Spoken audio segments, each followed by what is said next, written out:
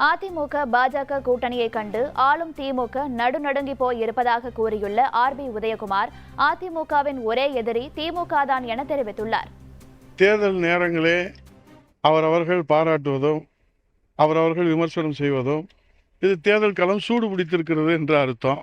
அப்படித்தான் இதை பார்க்க முடியும். ஆகவே யாருக்கு தெரிந்த செய்தி, அவரவர்களுக்கு தெரிந்த செய்தி அவரவர்களுடைய பாணியிலே பகிர்ந்து கொள்கிறார்கள். அதை நாம் யாரும் குற்றச்சாட்டாக சொல்ல முடியாது. ஆகவே அனைத்து இந்திய அண்ணா திராவிட முன்னேற்ற கழகம் பாரதிய ஜனதா கூட்டணி வெற்றி கூட்டணியாக இருப்பதைக் கண்டு ஆளுகிற கட்சி நடுநடுங்கி போயிருக்கிறது. இதுதான் உண்மை நிலவரம். அதாவது ஜனநாயக நாட்டில் தேர்தல் காலத்தில் திருவிழாவில் எல்லாரும் வரதான் செய்வாங்க. திருவிழாவில் நீங்கள் வரக்கூடாது, அவங்க வரக்கூடாதுலாம் யாரும் தடை சட்டம் போட முடியாது. திருவிழாவில் வர்றவங்களெல்லாம் வரவேற்போம். சாமி வரம் யாருக்கு கொடுக்குறதுன்றத 2026 சட்டமன்ற தேர்தல் தான். மக்கள் தான் சாமி.